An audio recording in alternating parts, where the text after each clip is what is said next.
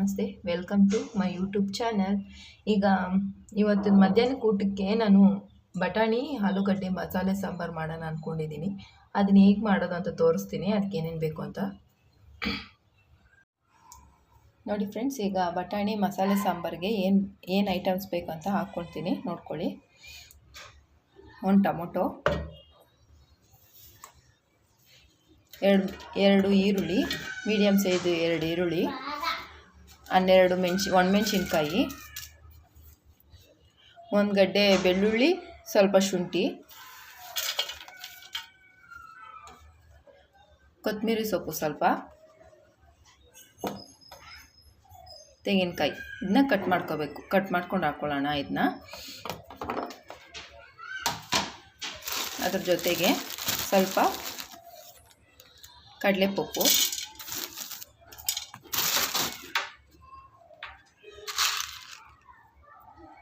ಕರಿಮೆಣಸು, ಸೋಂಪು, ಚಕ್ಕೆ, ಲವಂಗ, ಒಂದೇ ಒಂದು ಏಲಕ್ಕಿ. ಇದ್ರ ಜೊತೆಗೆ ಈ ಕಡೆ ಸ್ವಲ್ಪ ಅರಿಶಿನ, 1/4 ಟೀ ಸ್ಪೂನ್ ಅಷ್ಟು ಅರಿಶಿನ, ಧನಿಯಾ ಪುಡಿ ಒಂದು 4 ಸ್ಪೂನ್ ಹಾಕ್ತಾಯಿದ್ದೀನಿ.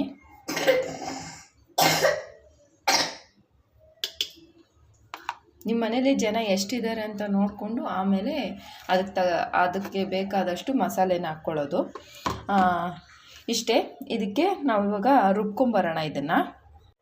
ನೋಡಿ, ಈಗ ನಾವು ಮಸಾಲೆ ರುಬ್ಕೊಂಬಂದಿದ್ದಾಯಿತು. ಈಗ ಕುಕ್ಕರ್ ಇಟ್ಕೊಂಡಿದ್ದೀನಿ. ಈಗ ಸ್ವಲ್ಪ ಎಣ್ಣೆ ಹಾಕ್ಕೊಳ್ಳೋಣ.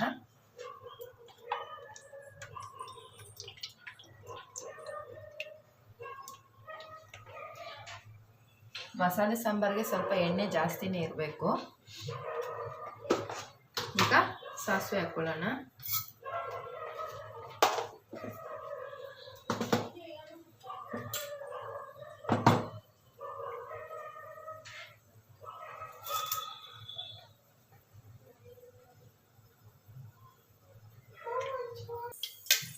ಈಗ ಸಾಸಿವೆ ಸಿಡ್ದಿದೆ, ಕರಿಬೇವು ಹಾಕ್ಕೊಳ್ಳೋಣ. ಈಗ ರುಬ್ಬಿರುವಂಥ ಮಸಾಲೆ ಹಾಕ್ಕೊಳ್ಳೋಣ.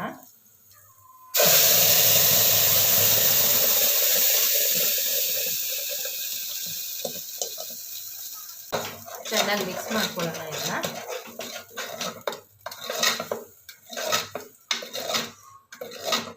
ನಾವು ಈರುಳ್ಳಿ, ಟೊಮೊಟೊ ಅವೆಲ್ಲ ಏನೂ ಮಸಾಲೆ ಫ್ರೈ ಮಾಡ್ಕೊಂಡಿಲ್ಲಲ್ಲ.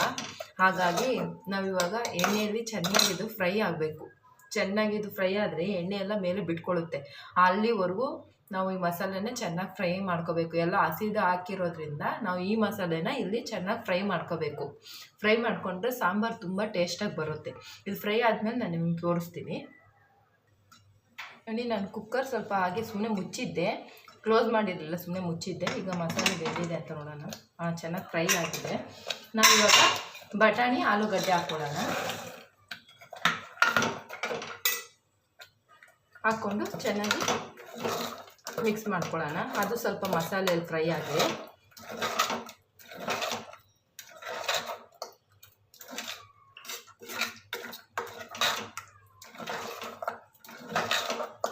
ನೋಡಿ ಈ ಥರ. ಈಗ ನಾವು ಇದಕ್ಕೆ ಎಷ್ಟು ಬೇಕೋ ಅಷ್ಟು ನೀರು ಹಾಕ್ಕೊಳ್ಳೋಣ.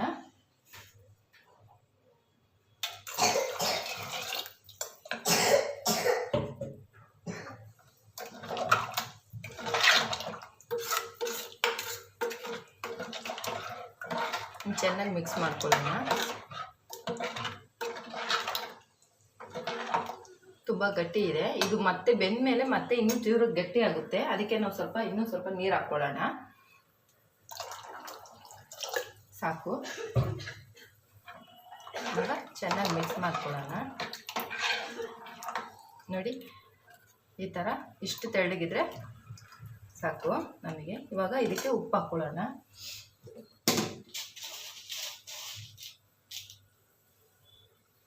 ನೋಡಿ, ಉಪ್ಪು ಹಾಕ್ತೇವೆ.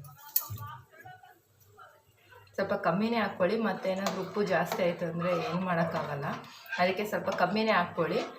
ಅಕಸ್ಮಾತ್ ಏನಾದರೂ ಬೆಂದಮೇಲೆ ಕಮ್ಮಿ ಇತ್ತು ಅಂದರೆ ಅವಾಗ ಮತ್ತೆ ಬೇಕಾದರೆ ಆ್ಯಡ್ ಮಾಡ್ಕೋಬೋದು ಸಾಲ್ಟ್ನ. ಈಗ ಇದು ಒಂದು 3 ವಿಸಿಲ್ ಬಿಡೋಣ.